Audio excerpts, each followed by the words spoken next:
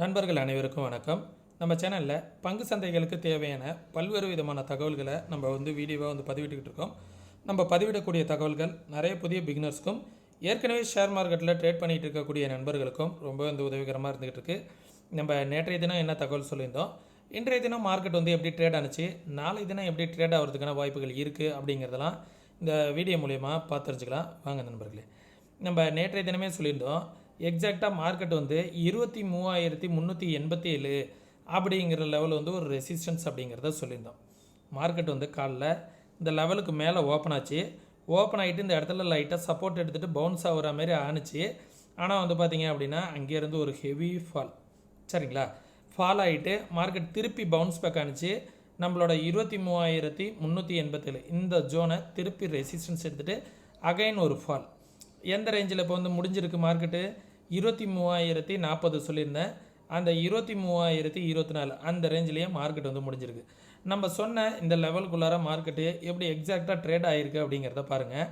அதே நேரத்தில் நான் நேற்று இதெல்லாம் கூட சொல்லியிருந்தேன், இந்த ஸ்விங் ஒரு சப்போர்ட்டாக இருப்பதற்கான வாய்ப்புகள் இருக்குது.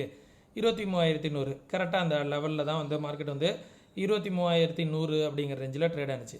கிட்டத்தட்ட மார்க்கெட்டோட ஸ்விங் பார்த்திங்கன்னா நிஃப்டியில், பேங்க் நிஃப்டி, சென்செக்ஸ்லாம் இன்றைக்கி ஹெவி ஸ்விங்கு. சென்செக்ஸ்லாம் கிட்டத்தட்ட பார்த்திங்கன்னா 7,000 பாயிண்ட்ஸ் ஸ்விங்கு.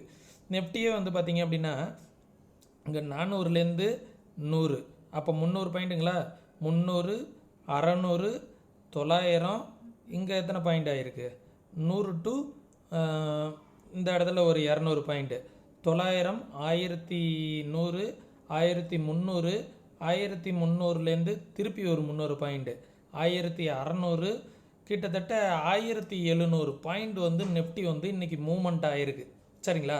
சென்செக்ஸ்லாம் பார்த்திங்கன்னா இதே போல் ஸ்விங் பார்த்திங்கன்னா 7,000 பாயிண்ட்ஸ்க்கு மேலே பார்த்திங்கன்னா ஸ்விங் ஆகிருக்கு. சின்ன சின்ன ப்ரீமியம்லாம் நான் ஏற்கனவே சொல்லியிருந்தேன், வீக்லி அனலைசிங்கில் ஒரு வீடியோ போட்டிருந்தேன். 0 வாரம் அப்படிங்கிற மாரி நான் சொல்லியிருந்தேன். ஏன்னா மார்க்கெட்டில் 0 நடக்கிறதுக்கான வாய்ப்புகள்லாம் இனிமேல் இருக்குது அப்படிங்கிறதெல்லாம் சொல்லியிருந்தேன். அதே போல் மார்க்கெட்டில் இன்றைய தினம் சென்செக்ஸில் ட்ரேட் பண்ணியிருந்தாங்கன்னா 100 ரூபா இருக்கிற ப்ரீமியமில் 500 ரூபா இருக்கிற ப்ரீமியம் கூட 0 ஆகிருந்திருக்கும். கிட்டத்தட்ட 1 ரூபா, 2 ரூபா, 10 ரூபா இருக்கிற ப்ரீமியம்லாம் 500 ரூபா, 1000 ரூபா கூட போயிருந்திருக்கும், சரிங்களா.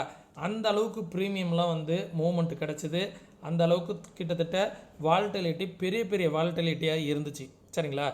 எத்தனை பேரோட அக்கௌண்ட் வாஷ் அவுட் ஆகியிருக்காங்க அப்படிங்கிறது கூட தெரியாது. ஏன்னா அந்த அளவுக்கு வால்டிலிட்டி இருந்துச்சு. அதே நேரத்தில் சரியாக இந்த ஸ்விங்கெல்லாம் பயன்படுத்தியிருந்தாங்க, ஒரு லக்காக பயன்படுத்தியிருந்தாங்க அப்படின்னா அதே அளவுக்கு ப்ராஃபிட்டும் வந்திருக்கும். சின்ன ஒரு 10,000 ரூபா வச்சுருந்தா கூட 50,000 கூட ப்ராஃபிட் வந்திருக்கிறதுக்கான சூழ்நிலை இருக்கும். உங்களோட நீங்கள் இந்த வீடியோ பார்த்துக்கிட்டு இருக்க நண்பர்கள் ப்ராஃபிட் பண்ணிங்களா, லாஸ் பண்ணிங்களா, 0 ட்ரை பண்ணியிருந்தீங்களா, என்ன மாதிரியான உங்களுக்கு அனுபவம் அப்படிங்கிறத கமெண்ட் செக்ஷனில் மறக்காமல் சொல்லுங்கள். ட்ரம்ப் பார்த்திங்க அப்படின்னா இன்றைய தினம் ஒரு சில கண்ட்ரீஸ்க்கெலாம் பார்த்திங்கன்னா 100% டேரிஃபை அதிகப்படுத்தியிருக்காங்க. அந்த 100% டேரிஃப் எந்தெந்த கண்ட்ரிக்கு அப்படிங்கிறது சொல்லியிருக்காங்க அப்படின்னா பிரிக்ஸ் நாடுகளுக்கெல்லாம் சொல்லியிருக்காங்க. அதில் இந்தியாவும் வருது. அதனால தான் பார்த்திங்கன்னா ஒரு செல்லிங் ப்ரெஷர். இந்த பிரிக்ஸ் நாடுகளுக்கெல்லாம் 100% டேரிஃப் இருக்கும் அப்படிங்கிற மாரி சொல்லியிருக்காங்க. அது என்னென்ன மாதிரியான டேரிஃப், என்னென்ன மாதிரியான வரி அப்படிங்கிறதெல்லாம் நமக்கு இதற்கு அப்புறம் தான் ஒன்று ஒன்றா தெரிய வரும், சரிங்களா. அதை இன்னும் முழுசாக சொல்லலை. டேரிஃப் இருக்கும், பிரிக்ஸ் கண்ட்ரிக்கெலாம் இந்த அளவுக்கு டேரிஃப் இருக்கும் அப்படிங்கிற மாரி சொல்லியிருக்காங்க. அதை பற்றி தகவல்கள் இன்னும் முழுசாக தெரிய வரல. அதை தெரிய வரும்போது நம்மளோட சேனலில் கண்டிப்பாக அதை பற்றின தகவல்களை நான் சொல்கிறேன், சரிங்களா. இப்போது ஓவராலாக நம்ம சேனல், நம்மளோட நிஃப்டி எப்படி ட்ரேட் ஆகிட்டு இருக்கு அப்படிங்கிறத பார்ப்போம். இந்த சேனலில் மார்க்கெட் ஒரு head and shoulder pattern form ஆகிட்டு இருக்கு அப்படிங்கிறத சொல்லியிருந்தேன். போயிட்டு இது left side shoulder, right side shoulder, head, இது எல்லாமே ஃபார்ம் ஆகிருக்கு அப்படின்னு சொல்லியிருந்தேன். எல்லோரும் மேலே போயிட்டு இருக்கும்போது மார்க்கெட் இந்த இடத்துல பட்டுட்டு ரிவர்ஸ் ஆகிருக்கு அப்படிங்கிற மாரி நினச்சிருந்துருப்பாங்க. ஆனால் எக்ஸாக்டாக நம்ம இந்த லெவலில் மார்க்கெட் ரிவர்ஸ் ஆகும் அப்படிங்கிறத கன்ஃபார்ம் பண்ணோம். இந்த இடத்துல பார்த்திங்க அப்படின்னா ரிவர்சல் கிடச்சிது. ஏன்னா ஒரு கேண்டில் பார்த்திங்க அப்படின்னா ஒரு விக்கை வச்சுட்டு திருப்பி ரிவர்சல் ஆச்சு. அந்த இடத்துல ஒரு ரிவர்சல் பேட்டர்ன் கிடச்சிது, அங்கேருந்து ரிவர்சல் ஆச்சு. இப்போ என்ன நடக்குது அப்படின்னா இந்த ஹெட் அண்ட் ஷோல்டர் பேட்டர்ன் மட்டும் ஆக்டிவேட் ஆணுச்சு அப்படின்னா மார்க்கெட்டில் இன்னும் ஒரு 500 பாயிண்ட்ஸ் டு 2000 பாயிண்ட்ஸ் வந்து ஃபால் கிடைக்கும். சரிங்களா? இப்போ 23,000லேருந்து 21,000 வரைக்கும் மார்க்கெட் போகிறதுக்கான வாய்ப்புகள் இருக்கும். அது இன்னொரு 1 or 2 டேஸில் தெரிய வரும். சரிங்களா?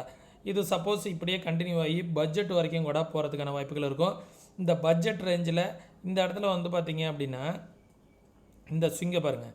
இது வந்து எலெக்ஷன் அன்னைக்கு வந்த கரெக்ஷன். இந்த எலெக்ஷன் அன்னைக்கு வந்த இந்த கரெக்ஷன் பட்ஜெட் அன்னைக்கு திருப்பியும் இதே மாதிரி ஒரு வால்டிலிட்டி வருவதற்கான வாய்ப்புகள் நிறையவே இருக்கும் நண்பர்களே. சரிங்களா? அதை வந்து பார்த்துக்கோங்க. எது சப்போர்ட்டாக இருக்கும் அப்படின்னா இந்த சேனலை பிரேக் அவுட் ஆகிடுச்சு, இந்த ட்ரெண்டை மார்க்கெட் வந்து பிரேக் அவுட் ஆகிடுச்சு அப்படின்னா இந்த இடம் ட்ரெண்டு வர இந்த ட்ரெண்டு வந்து ஒரு சப்போர்ட் ஆகிட்டே இருக்கும். இப்போதைக்கு 23,000 அப்படிங்கிற லெவல் வந்து ஒரு சப்போர்ட்டில் இருக்குங்களா.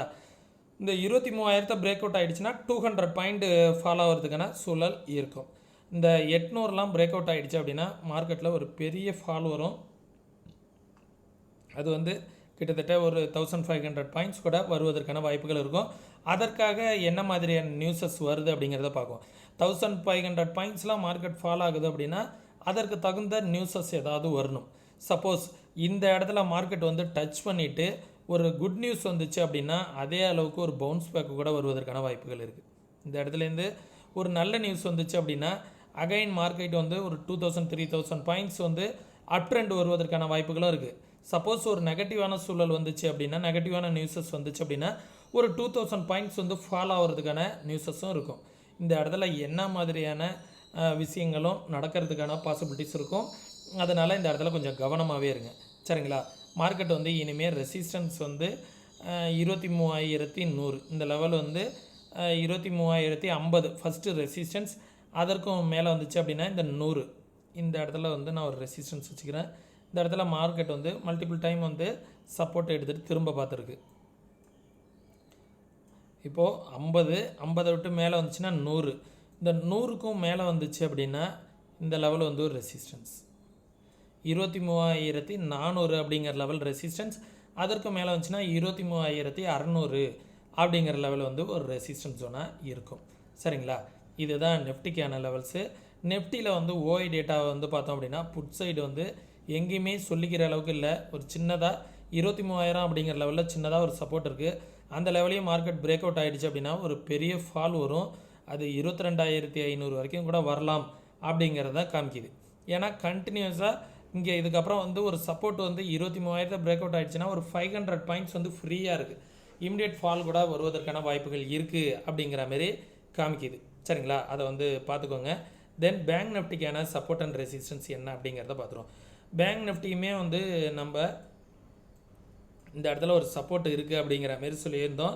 இந்த சப்போர்ட்டை வந்து பிரேக் பண்ணியிருக்கு இன்றைக்கி. இந்த இடத்துல ஒரு ட்ரெண்ட் ஒரு லைன் இருக்குது. அந்த ட்ரெண்ட் லைனை பிரேக் பண்ணிவிட்டு ரீடெஸ்ட் பண்ண மாதிரி ஒரு க்ளோஸ் வச்சுருக்கு. அகைன் ஃபாலோ ஆனிச்சு அப்படின்னா எது சப்போர்ட் அப்படின்னா 48,300 அப்படிங்கிற லெவல் தான் பேங்க் நிஃப்டிக்கு சப்போர்ட். அந்த லெவலையும் பிரேக் அவுட் ஆகிடுச்சு அப்படின்னா 47,900 அப்படிங்கிறது தான் சப்போர்ட். ரெசிஸ்டன்ஸ் வந்து 48,800 அப்படிங்கிற லெவல் ரெசிஸ்டன்ஸ். அதற்கு மேலே வந்துச்சு அப்படின்னா 49,500 ரெசிஸ்டன்ஸ். அதற்கு மேலே வந்துச்சுன்னா 50,000 அப்படிங்கிற லெவல் தான் ரெசிஸ்டன்ஸ். ஓகே. தென் சென்செக்ஸ் வந்து பாருங்கள் 5 மினிட் கேண்டில் வச்சு காமிக்கிறேன். கிட்டத்தட்ட 7,000 பாயிண்ட்ஸ் வந்து ஸ்விங்கு. மார்க்கெட் வந்து இன்றைக்கி ஓப்பன் ஆன லெவல் வந்து பார்த்தீங்க அப்படின்னா 77,300. அங்கேருந்து கீழே எவ்வளோ தூரம் வந்துச்சு? 76,300. 1000 பாயிண்ட்ஸுங்களா? 1000 இங்கேருந்து திருப்பி மேலே எங்கே வந்திருக்கு? 77,300. 2000 பாயிண்ட்ஸுங்களாச்சுங்களா? 2000லேருந்து திருப்பி கீழே வந்திருக்குங்களா? எவ்வளோ தூரம் வந்திருக்கு? கிட்டத்தட்ட 76,000. 1,100 புள்ளிகள். 1000, 2000, 3000, 3200.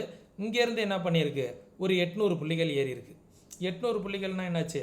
கிட்டத்தட்ட 3200லேருந்து 4000. அப்புறம் திருப்பி என்ன பண்ணியிருக்கு? கீழே வந்திருக்கு ஒரு 800 புள்ளிகள். 5000 திருப்பி மேலே வந்திருக்கு. 6000 திருப்பி கீழே வந்திருக்கு.